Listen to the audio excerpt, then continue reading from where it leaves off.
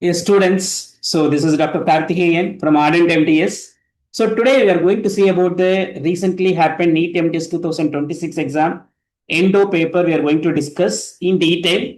Okay, right. Let's go for the first question, students. We're talking about according to the English classification, avulsion of teeth is belongs to which type of classification? That is what they're asking. It's so easy question. Everybody studied English classification in your third year, final year, and CRRA time. So it is usually the avulsion is yes, class 5. Root fracture is class 6. Right. So coming to the second question, radix paramolaris. There is something called as radix paramolaris and radix entomolaris. Right. So what is this radix paramolaris and entomolaris? These are some extra root in the mandibular molar. That extra root is present in the mesiobuccal side. It is called as radix paramolaris. If it is present opposite, which is distolingually, then it is called as the entomolaris. Yes, students, very good. The third question, it is a very new question. The canal configuration that has presence of multiple accessory canal. Actually, it is an image-based question. So how the question is almost they given you so many branches in the apical part of the canal. Okay, so there are a lot of branches. Okay, right. So like that, they given you a lot of branches. So it's usually this is called as a delta system. What is delta? Usually we studied in your endo part. So when you're talking about the root canal is actually constricted here and then slightly diverged. So this is we call it as minor diameter, and this is called as major diameter. Right. So the distance between the minor diameter and major diameter is called as the apical delta. So usually this apical delta has so many branches like this. Right. So this is based upon this is called as the delta system. Right. So question number 4.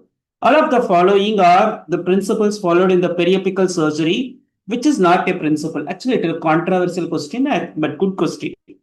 Right. Let's go for one by one, students. So horizontal incision given in the gingival sulcus for periodontally compromised teeth. Yes. So is it correct? Actually, it is not correct. Okay. Yes. So vertical incisions are placed obtuse angle to the horizontal incision. Yes, usually it is a correct. So most of the textbooks still follow the system which is given in the principles are of a periapical surgery. Okay, very rarely, okay, usually in a clinically. So maybe some of them actually go for a vertical incision as a straight.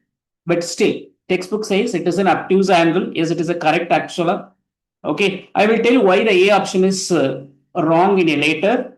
So intraproximal gingiva should be preserved. Yes, obviously it is for aesthetic reason, and also for that it is an anchor tissue for the suture placement. Yes, it is a correct. For a mandibular incisor, vertical incision is indicated.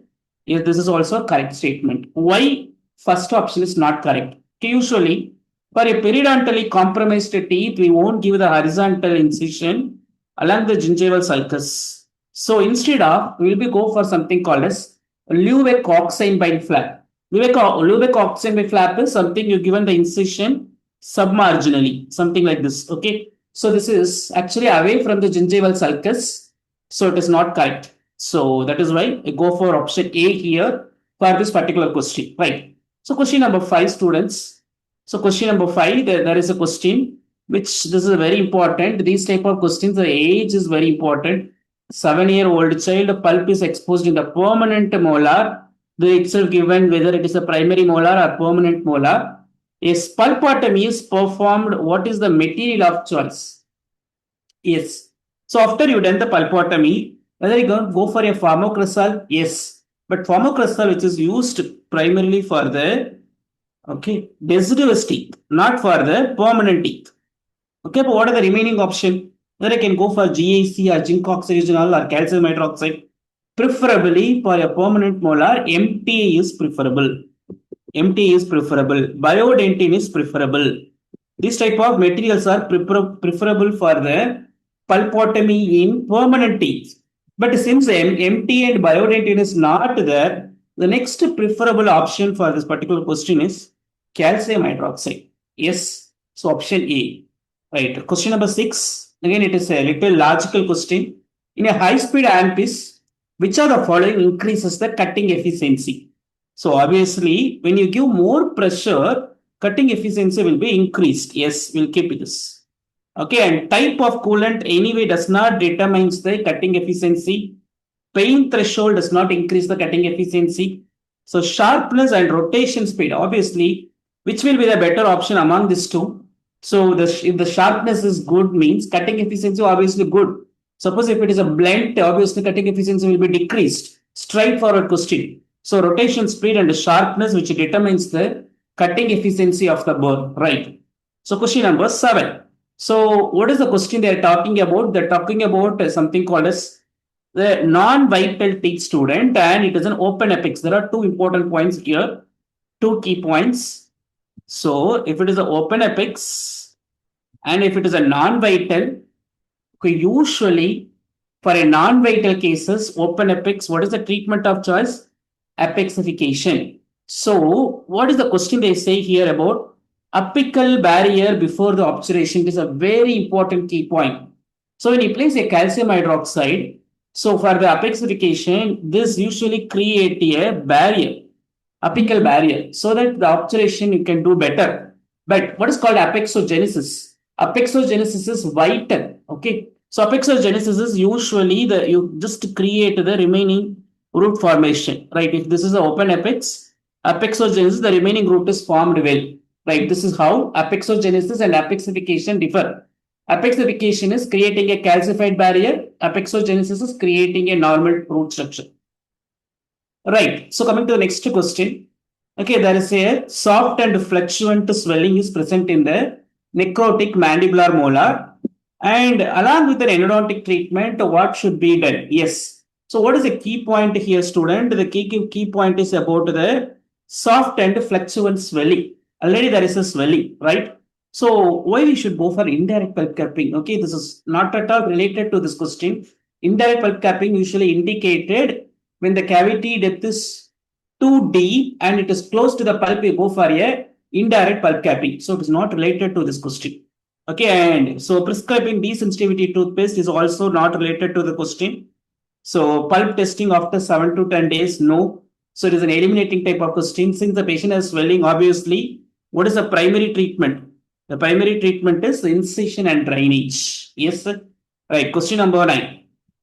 So there is a traumatic injury which has happened.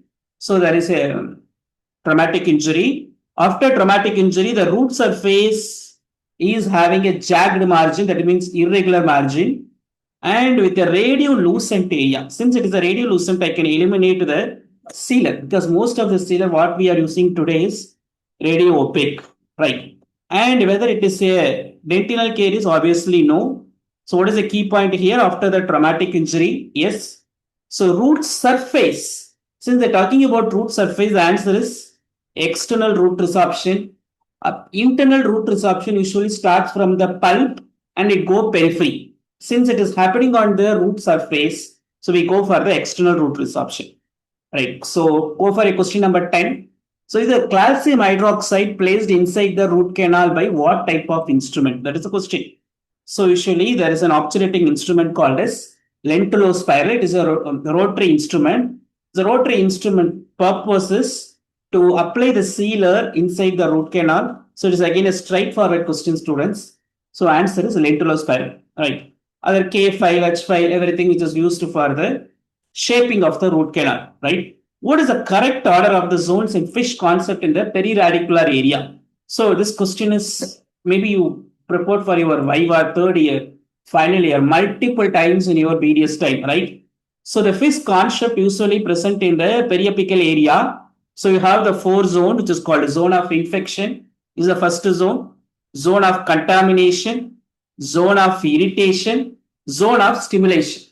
So infection, contamination, irritation, stimulation, and probably this is a very important question. Okay, each zone which contain what type of cells. So that also commonly asked question. Right. So coming to the question number 12. Okay, which are the following is the natural scaffold in the regenerative endodontics? Usually, regenerative endodontics is a topic which is commonly asked for the last few years. The scaffold used in a regenerative endodontics there are 2 types. One which is the natural scaffold as asked in this question. The other one which is called as the synthetic. So let's go for the polylactic acid. Is the synthetic. Polylactic glycolic acid is also the synthetic.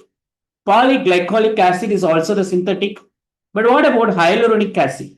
Hyaluronic acid, PRP, platelet rich plasma, platelet rich fibrin, and GAG, glycosaminoglycans. All these are natural scaffolds. Okay, can be asked in your 2027 exam also. Right. So 13th question, an 8-year-old child got Ellis class 2 fracture. There are two questions which came from the Ellis class 2 fracture student this time. So how do you treat this? So usually the Ellis class 1 and class 2 fracture are called as, okay, simple fractures, or you can say uncomplicated fractures. Mean the pulp is not involved. For the aesthetic reason, both for a class 1 and a class 2 fracture will be given the composite restoration, do the shade selection properly. Okay, and so we'll go for the composite restoration. Again, it is a straightforward question. We won't go for a stainless steel crown or zirconia crown, just for an Ellis class 2 fracture. Yes, question number 14. During the chemomechanical preparation for the root canal or the biomechanical preparation of the root canal, which part of the tooth is considered as the danger zone? Okay, so let's explaining the danger zone, students. So this is actually what is called as the danger zone. Okay, so this is the outer surface of the root. Okay, and the inner surface, which I'm drawing in the pink color, which is called as the inner surface of the root canal, especially curved root canal. So the pink color, where is this area? The dentin thickness is very less comparatively. Okay, to the outer, the dentin thickness is very less. So that is why this the inner part is called as the danger zone, students. The inner part is called as the danger zone, right? So answer for this question is the inner part, inner curvature. Inner curvature of the curved root canal where the dentin thickness is very less, usually considered as the danger zone, right? So coming to the question number 15.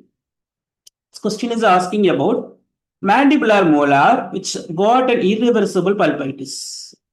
Okay, right. Which are the following anesthetic technique is used to give the profound anesthesia? This is actually one important key point here. Okay.